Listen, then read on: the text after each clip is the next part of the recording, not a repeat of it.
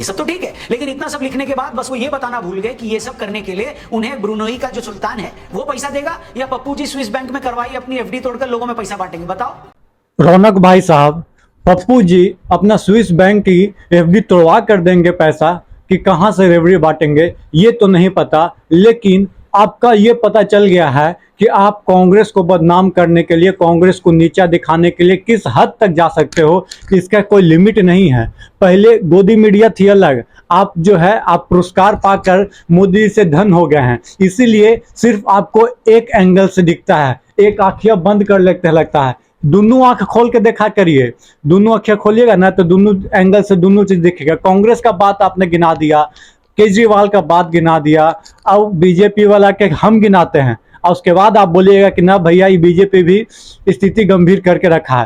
Free बीज बांटना literally बहुत खराब है। आपका इंफ्रास्ट्रक्चर डेवलपमेंट हो या कोई भी एजुकेशन के सिस्टम में हो, चाहे मेडिकल सिस्टम में हो, पैसा वहां इन्वेस्ट नहीं कर पाता जब आप फ्री बीज देते हो। भाई साहब फ्री बीज देते हैं तो दिक्कत तो है, तो आप मोदी जी से काहे न पूछ लेते हैं कि भैया 80 करोड़ लोगों को 5 किलो अनाज काहे मुफ्त में दे रहे हैं। पहले कांग्रेस फ्री बीज की आदत नहीं लगाई थी, केजरीवाल जी आए फ्री बीज का शुरुआत हुआ, ठीक है। उसके बाद कांग्रेस ने, बीजेपी ने, सब ने अपने चुनाव जीतने के लिए फ्री बीज का आइडिया अपनाया है। ये सिर्फ आपका कहना है कि सिर्फ कांग्रेस चुनाव जीतने के लिए, राज्य को जीतने के लिए फ्री बीज की आइडिया या फ्री बीज बांट रही है, तो आप ये गलत। दोस्तों, कांग्रेस ने तो जैसे माँ भवानी की कसम खा ली कि चाहे तो उसकी मुफ्तखोरी के चक्कर में एक के बाद एक स्टेट क्यों ना बर्बाद हो जाए, मगर वो इलेक्शन जीतने के लिए लोगों को कैसे भी रिश्वत देती रहेगी। हिमाचल की तरह है, मैं यहाँ एक्सप्लेन करने जाऊँ, चाहे आपको मध्य प्रदेश का एग्जाम्पल दूंगा, गुजरात का एग्जाम्पल दूंगा, अभी हिमाचल में भी उन्होंने क्या बोला है सब कुछ मैं आपको बताऊंगा।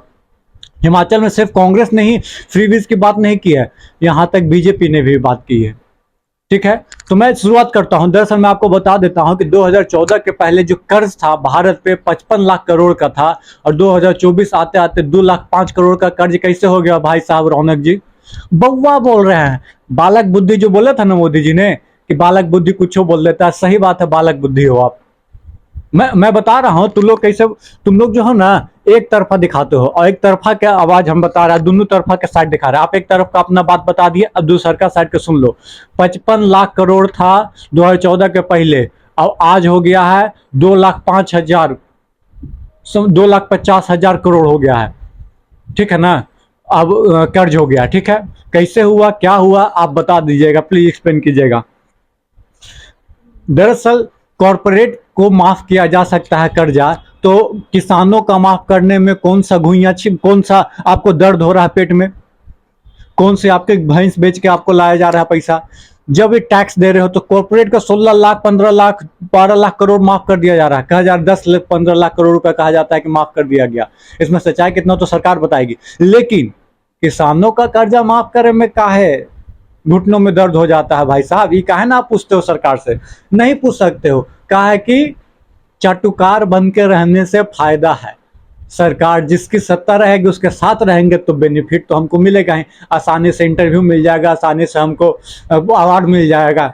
काहे भाई, चाटने से फुर्सत कहाँ है? चलिए अब नेक्स्ट बात करते हैं। कर्नाटका गवर्नमेंट पे बात किया था आपने, तो मैं आपको कर्नाटका की सच्चाई में आपको बताता हूँ। दरअसल 2018 में जब कांग्रेस जीत कर आई थी और उसको तोड़ दिया गया था, एमएलए को खरीद लिया गया था, उसका पैसा कहां से आया था बंधु? कृपया बताइए। नहीं बताइएगा, मैं बताता हूं।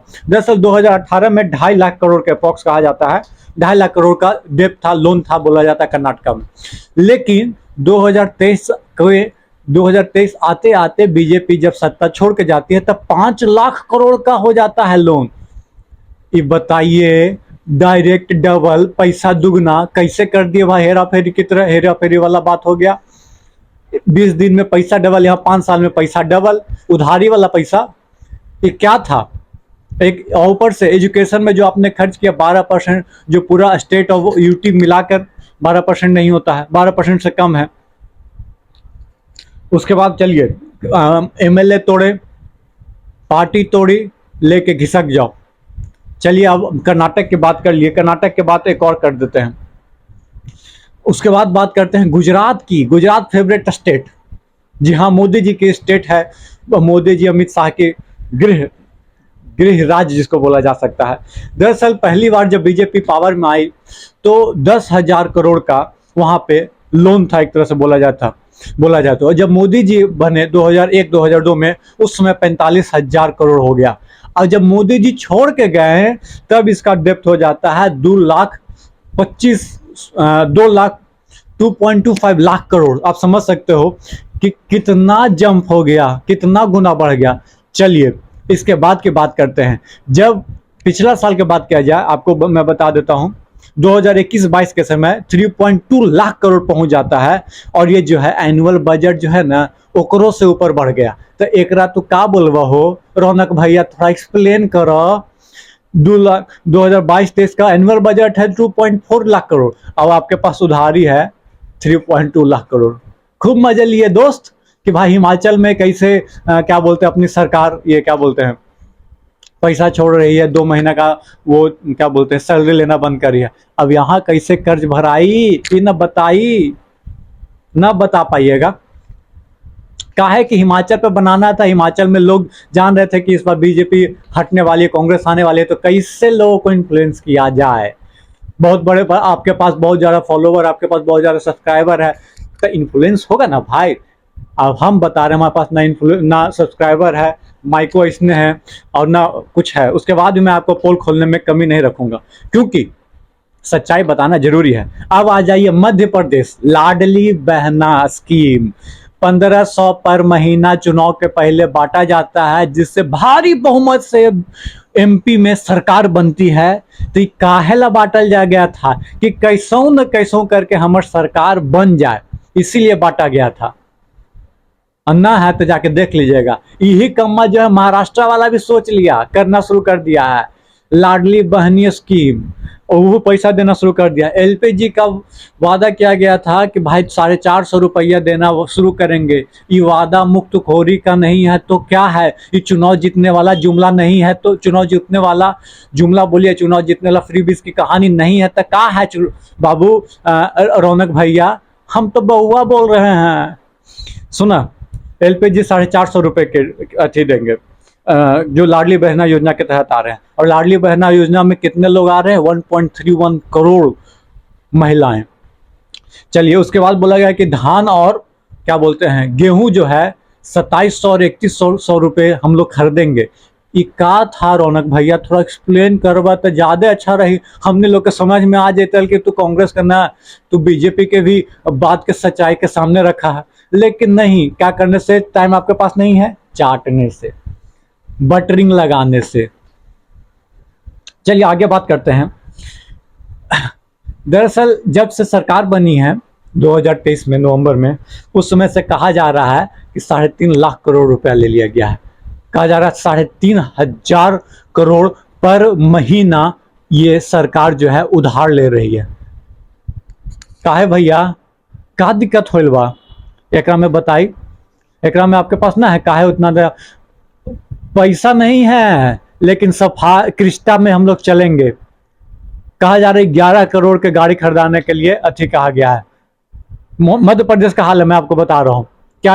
मध्य प्रदेश में जॉब का स्थिति कितना खराब है, ये हम और आप जो मध्य प्रदेश में रहते होंगे ना युवा, उससे जाके पूछ लीजिएगा।